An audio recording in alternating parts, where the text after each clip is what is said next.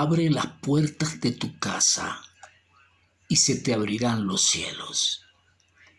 Fue Jesús quien dijo: he aquí, yo estoy a la puerta y llamo.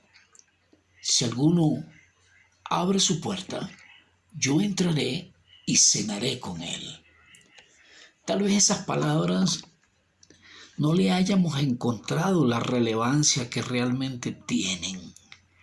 Pero yo digo que tal vez el propósito de Dios en medio de estos tiempos, en cuanto a la evangelización del mundo, de la forma estratégica más efectiva que tal vez no hemos considerado lo suficiente como para activarnos en este propósito,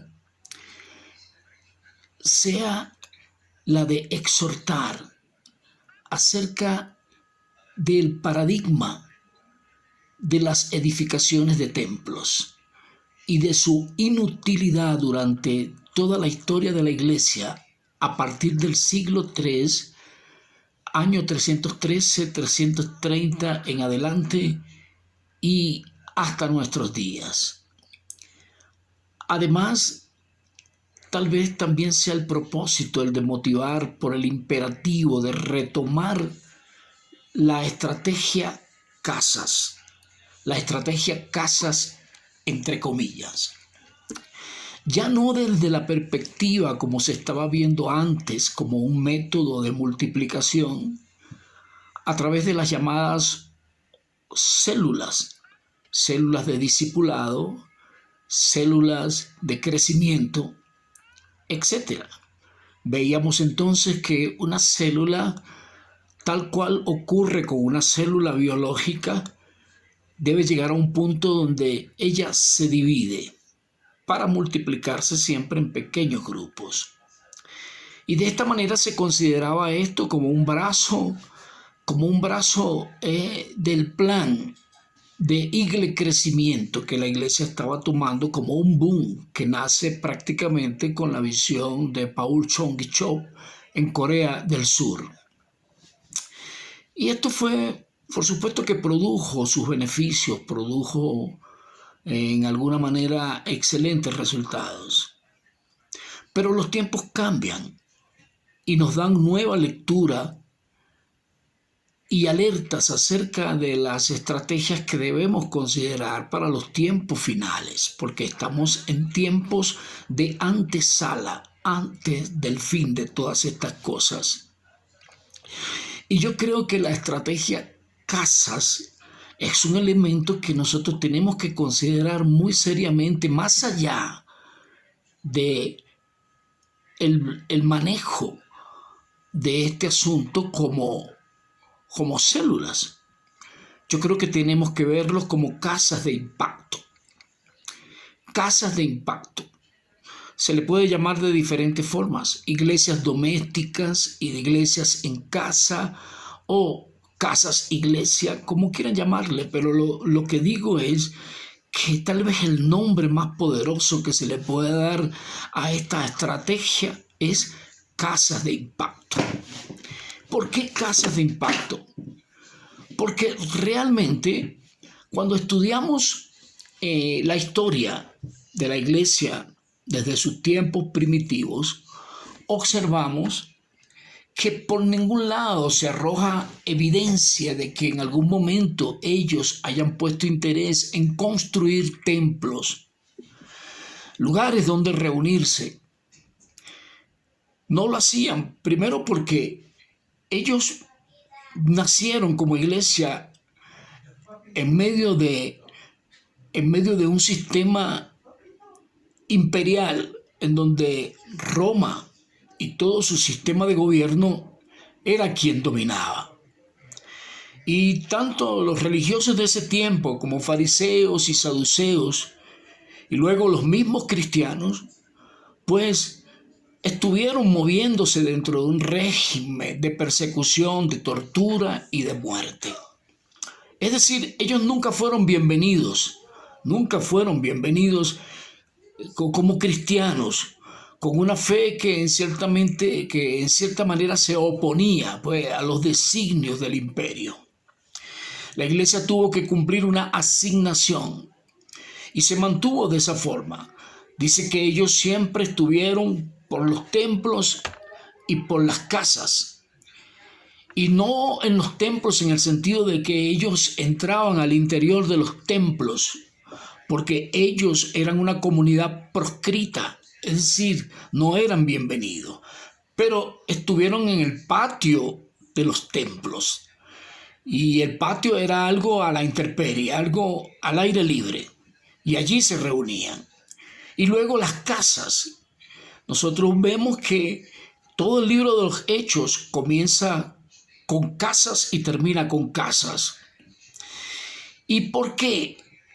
Porque en el tiempo pareciera que nosotros muy sutilmente comenzamos a copiar todo lo que tenía que ver con el diseño de la iglesia tradicional, de la iglesia católica. Usted ve, por ejemplo, Constantino, en el año 400 y mucho antes, cuando él asume la religión cristiana como la religión del imperio, él supo aplicar una fórmula inteligente, aquella fórmula que hemos oído tantas veces: si no puedes con el enemigo, únete a él. Constantino hizo eso, bajo pretexto de que él había visto una señal en el cielo que decía en latín, in on signo vincis, es decir, por esta señal vencerás. Y los cristianos de aquel tiempo, ya para el siglo IV, por supuesto se emocionaron, vieron esto como una bendición. El hecho de que ya iban a dejar de ser perseguidos y torturados y aún que iban a dejar de ser muertos. Por supuesto, esto les alegró la vida. Pero, oiga, lamentablemente cayeron en una trampa. Como conejos cayeron en una trampa. Luego surgen los papados y todo lo que era la estructura jerárquica de la Iglesia Católica. Y en ese mismo tiempo, pues, entonces Constantino activa la construcción de las llamadas basílica, en donde los cristianos pues se sintieron felices de estar en aquellos escenarios de templos y catedrales increíbles, ¿entiendes? Con lujo. Y ellos pasaron a ser una élite dentro del imperio. ¿Y qué fue lo que pasó con esto? Pues sencillamente que ellos dejaron las casas. Dejaron las casas y sutilmente el enemigo prácticamente neutralizó el espíritu guerrero de la iglesia. Eso fue impresionante. Esto me trae recuerdos ancestrales acerca de aquel emperador llamado Genghis Khan. Genghis Khan se propuso conquistar a la China continental. Y habiéndose propuesto esto, antes había logrado unir 13 tribus de mongoles a los cuales les enseñó el arte de la guerra y la manera de vencer con espadas cortas cuerpo a cuerpo en batalla. Ellos se propusieron conquistar China continental. Y los sabios chinos se reunieron porque oyeron esta intención de Genghis Khan. Y pensaron cómo podían hacer para evitar una matanza, porque ellos tenían mucho tiempo siendo un pueblo pacífico. Tenían tiempo que no enfrentaban batallas. Y luego entonces diseñaron un plan. Y el plan se pone a descubierto en el momento en que Genghis Khan llega a tierras de la China continental. Pues, ¿qué pasó? Genghis Khan llegó con sus ejércitos amenazantes, pensando que se iba a encontrar de frente un ejército que les hiciera resistencia. Pero todo lo contrario, se encontró con un número de pueblo que los recibió prácticamente con guirnaldas y los recibió de manera adulante, pues. Y ellos estaban allí, sencillamente como pueblo. ¿Y qué fue lo que pasó? Pues sencillamente ellos recibieron a estos soldados con mujeres, con ofrendas de frutas y de flores, de guirnaldas, Ellos lo recibieron de esa manera, los ofrecieron con vino y les permitieron y les celebraron su llegada. Y los ejércitos de Genghis Khan, desconcertados, pues solamente lo que hicieron fue tomar lo que estaban ofreciéndole a aquellos hombres que aparentemente estaban asustados. Y ellos comieron y bebieron y fornicaron y por más de 15 días estuvieron en una rumba, en una sola rumba. Y cuando ya estaban agotados físicamente y moralmente, pues ¿qué fue lo que pasó? Pues bueno, sencillamente lo que ocurrió fue que ellos decidieron pues enfrentar esta situación, pero enfrentarla confiados en que ellos tenían un propósito. ¿Y cuál era el propósito? El propósito fue neutralizar el espíritu guerrero de todo un ejército enemigo. Y al enfrentar ese espíritu guerrero, pues sencillamente se neutralizó la fuerza del enemigo.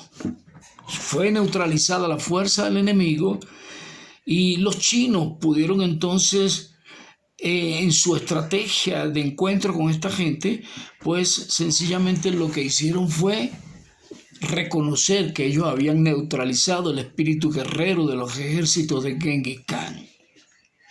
Entonces, hermano, hay una situación acá que es interesante en el sentido de nuestro avance para la conquista. En este sentido, yo creo que es necesario considerar el paradigma de las edificaciones, de los grandes edificios, de los grandes templos, para entender que durante mucho tiempo se nos ha estado manipulando en este sentido. Usted ve aquella palabra que Dios le había dado a Abraham. Incluso se la dio a Adán en primer lugar, luego a Abraham, luego a Isaac, luego a Jacob. ¿Entiendes? Multiplícate, fructifica, señorea y sojuzga la tierra. Es decir, pareciera que la Iglesia Católica cumplió con la asignación de lo que debería ser la Iglesia desde ese tiempo. Adán y Eva. Ellos siguieron fructificando y multiplicándose al mismo tiempo que Abraham pudo ver esto, y también Isaac y también Jacob. Pero ¿cuál era el propósito? Cuando Dios dice fructifiquen, multiplíquense, sojuzguen y dominen la tierra, está hablando en resumen de una palabra, y esa palabra es gobierno. Dios desde el principio, aún antes del tiempo de las cosas, ya había visto a la iglesia como familia. Y como familia había un propósito de redención. En este caso, familia es nuestra asignación para entender que no podríamos resultar tan efectivos dentro de un espacio de grupos pequeños, como sí sería una tentación movernos en expectativa de sitios todavía magníficos, esplendorosos. La iglesia realmente se alejó de las casas, y en su defecto la Iglesia Católica pensó que estaba cumpliendo con la asignación que Dios estableció en el principio con Adán y Eva. Ellos pasaron a ser gobierno. Antes de ser gobierno, ellos eran parte del Estado, pero luego pasaron a formar parte del Estado mismo. Y vemos entonces aquellas grandes catedrales y vemos sumisiones que prácticamente se parecían mucho a la avanzada de conquista del Islam, porque obligaban a la gente a convertirse a como diera lugar. Ellos lo hicieron también así. En la medida que llegaron a este continente americano, ellos sometieron a nuestros indígenas, a nuestros aborígenes, los sometieron y los obligaron a creer cosas que eran realmente una mezcolanza, ¿entiendes?, de mentiras y de falsedades. Se convirtieron en sometimientos, en verdugos. Y hasta hoy prevalece eso con la mentira y el engaño. Ellos están reconociendo también que la estrategia de hoy para el avance del evangelismo a nivel mundial tiene que ser la estrategia casas. Casas de impacto, entonces sería el nombre conveniente. ¿Por qué? ¿qué haríamos en casa? ¿Qué enseñaríamos en las casas? ¿Qué es lo que vamos a enseñar en casas? Pues sencillamente lo que vamos a enseñar es todo lo que los apóstoles escribieron en sus epístolas.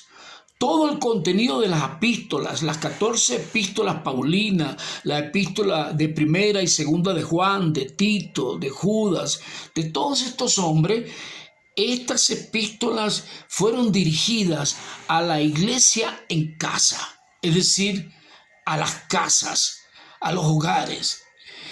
Y desde allí pues tenía que activarse la revelación práctica de los dones espirituales.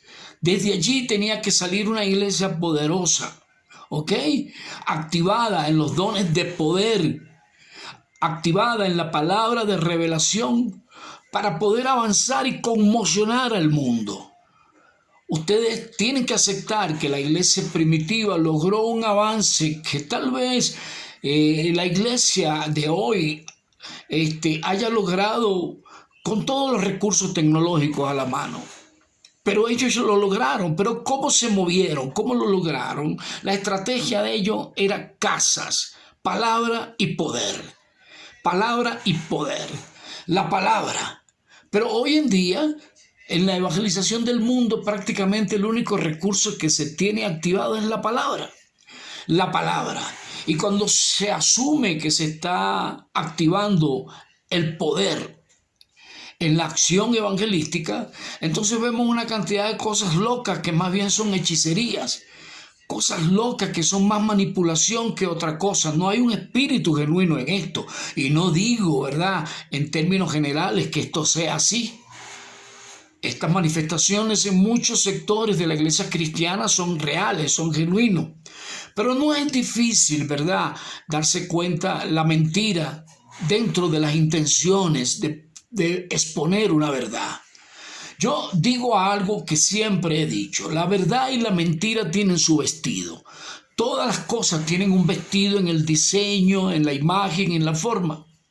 Pero la mentira necesita un vestido, y este vestido generalmente es la lógica, porque ella quiere parecer verdad y para eso se vale de 1000 recursos aparentemente lógicos. Pero la verdad no necesita un vestido en el sentido de un disfraz. La verdad tiene un vestido que la caracteriza, pero es su originalidad, y en este sentido la verdad es descabellada, es increíble, es desconcertante. La verdad es extravagante en su forma. No necesita simular ni tener apariencia. La verdad, entonces, es necesaria. Y digo yo que ¿por qué las casas? Porque familias fuertes hacen naciones fuertes. Cuando una nación es débil y será débil por causa de su estructura social que contiene y mantiene familias débiles. ¿Cómo podríamos fortalecer? ¿Cómo podríamos tener familias fuertes? Podríamos tener familias fuertes a partir de una administración sistemática en las casas. Es necesario. Las casas abren las puertas para que las personas puedan conocer a Jesús. A Jesús desde su inmanencia, desde su naturaleza, todo lo que lo caracteriza y todo lo que Él quiso transmitir, compartir con esta humanidad, lo podemos ver allí, en la práctica sistemática de la estrategia casas. Entonces, no podemos subestimar esto, ni verlo como un método de crecimiento, porque no es el número, no es la pesca milagrosa. ¿Ok? Los grandes templos, los grandes edificios, en cierta manera, coronaron a los reyes. ¿En qué sentido? Es decir, muchos se activaron en construir templos, en comprar terrenos y espacios amplios y glamorosos. Pero ¿cuál era la intención al final? Aparentemente había una motivación aparentemente piadosa. Pero luego el resultado de todo esto a través del tiempo ha sido que vemos allí pequeños reyes, pequeños dioses, ¿ok? Que prácticamente se empoderan de una Grey que les entrega toda su confianza. Y hasta el punto que se deifican a sí mismos, se convierten en dioses. Y esto es lo abominable, lo aborrecible. No se honra a Dios con grandes templos, ¿ok? En principio, la intención de los templos, ¿qué fue? Fue honrar y reunirse. Pero esto se convirtió más en un centro de convenciones que un lugar de adoración. La estrategia casas es conveniente porque nunca vamos a tener grandes grupos que prácticamente deben enmudecer ante las exposiciones. Digamos que se me escapa la palabra ahora mismo, pero es decir, son monólogos, entramos a esos espacios a presenciar todo lo que ya está preparado, pero no hay participación, ¿ok? Recibimos lo que nos dan y punto, pero lo que nos dan pasa a nuestro intelecto como una información para tipo vitrina, pero no se activa en la práctica, ¿ok? Celebramos, aplaudimos un sermón, un buen mensaje y tal y qué sé yo, pero de ahí nada pasa. O sea, pareciera que solamente engordamos ovejas. Y esto no es nada relevante, esto no es lo sustancial, ¿ok? Entonces, todos nuestros esfuerzos y nuestras grandes inversiones para construir grandes edificaciones fue una especie de hemorragia, una especie de desangramiento, ¿ok? En materia financiera. Hicimos muchos esfuerzos para eso y al final no hemos logrado los resultados que queremos. Lo que creció fue el ego, la megalomanía, eso fue lo que creció, pero nunca resultamos como deberíamos resultar en el tema evangelístico. En la orden para la gran comisión no hemos resultado. Ve, nosotros hablamos de muchas cosas, hablamos por ejemplo del sectarismo, pero yo creo que no hay en ninguna parte hay tanto espíritu sectario como en la iglesia evangélica. ¿Por qué? Porque generalmente todo el mundo se regocija, se concentra, se enfoca en su espacio. Es decir, mi iglesia, mi congregación. Y para el tema de la unidad de acción, en el tema evangelístico, ¿cuánto cuesta hacer esto? Damos una cooperación, manifestamos una especie de solidaridad, pero espuria, dudosa, escasa, muy pobre. Dios quiere una acción para la gran cosecha de los últimos tiempos. Dios quiere una acción evangelística en donde todo lo que es la familia cristiana evangélica a nivel mundial tengan una sola agenda, trabajando de manera asociada en este propósito y en este propósito de manera sistemática. ¿Ok? De esta manera. Entonces, pareciera que tenemos miedo de esta unidad porque pareciera también que nos quieren uniformar o que quieren invadir nuestra forma local de entender el evangelio. Piensan que nosotros vamos a ser estorbados en nuestras normas o piensan que van a ser estorbados en sus normas, en sus usos y costumbres y los ven como un peligro de invasión. Oiga, la idea no es tocar esos aspectos, la idea tampoco es uniformarnos, la idea es realmente movernos entendiendo los tiempos proféticos y movernos para cumplir con la asignación que Dios nos está demandando de manera imperativa. Casas habla entonces de activar, de evitar el riesgo inminente que señala Malaquías 4:6 cuando dice que Él volverá el corazón de los padres hacia los hijos y el corazón de los hijos hacia los padres.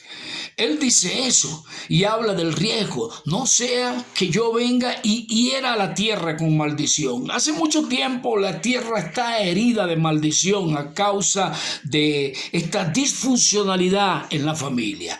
Y Dios es un Dios de familia.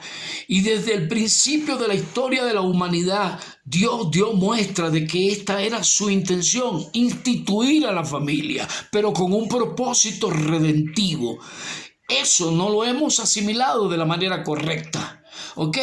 Entonces, Malaquías 4:6 nos advierte acerca del riesgo. Pero luego, en Lucas 1:17, Dios nos está diciendo, nos está revelando el propósito. Y el propósito es a fin de prepararle al Señor un pueblo bien dispuesto.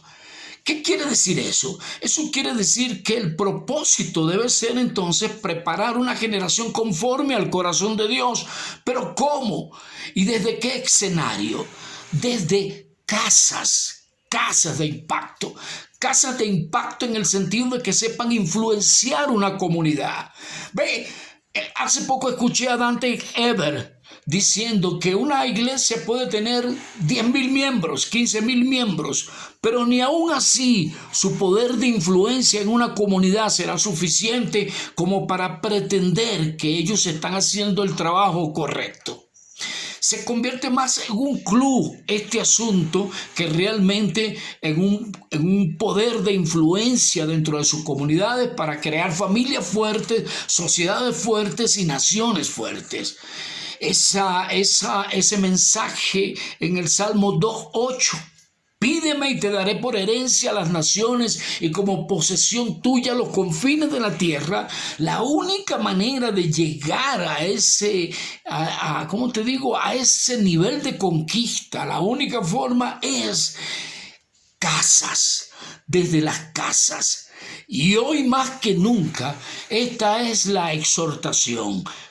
Casas, romper con el paradigma de las edificaciones es necesario y tal vez no se ha entendido realmente lo que está ocurriendo, pero las iglesias más grandes son las que están sufriendo ahora.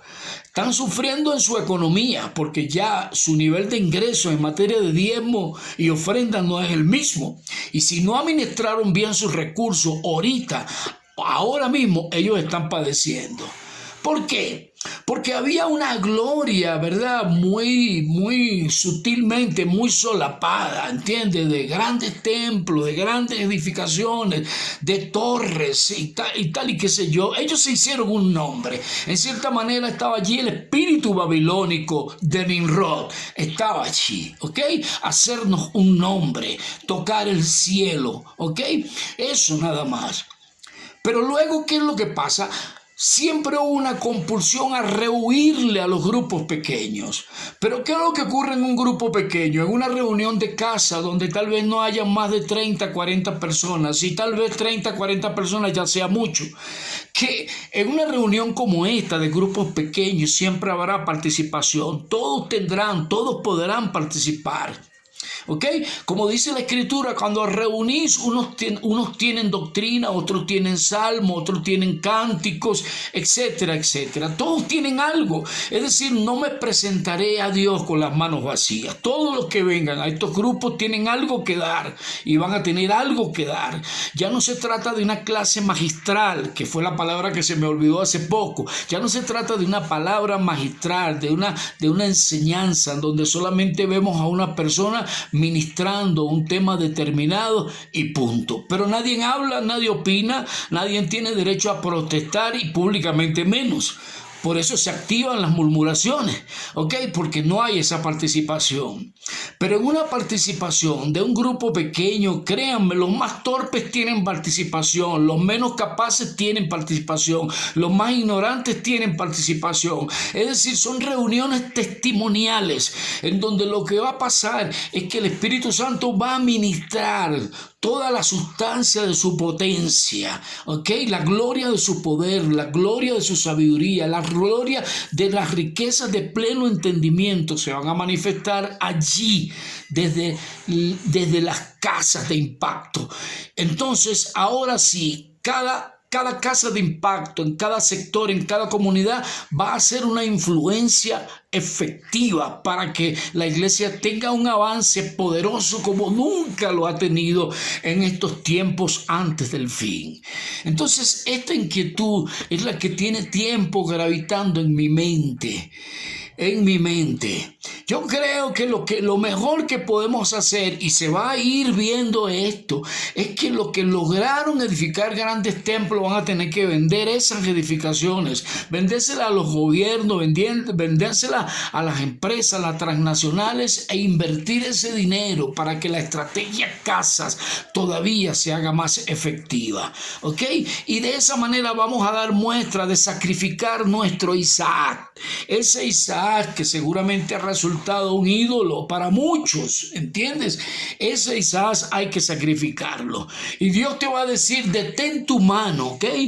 Cuando estés a punto de hacer lo incorrecto. Pero cuando hagas lo correcto, tú vas a ver el resultado de una fructificación sustancial, relevante, ¿ok?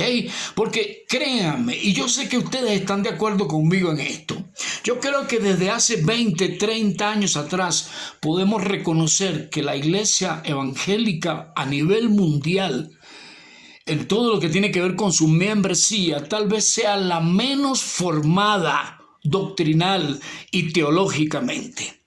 Porque se ministran más las emociones, ¿verdad?, que al espíritu del hombre.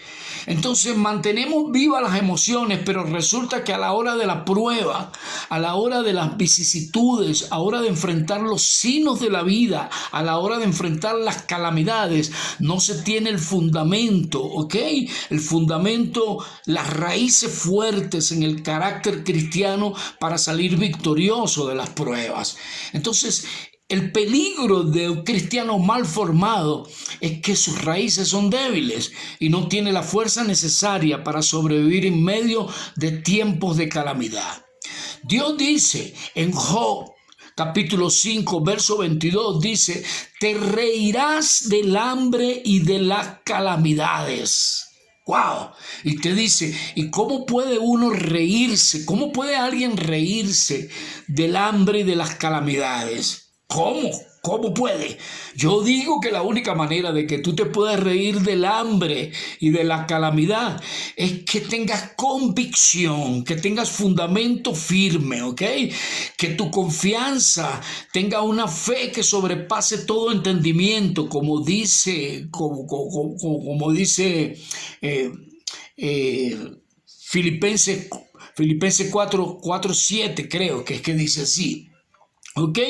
Que nuestros pensamientos y nuestros corazones sean preservados en medio de las calamidades para manifestarse en una fe que nadie comprende, en una fe que sobrepasa todo entendimiento, toda lógica.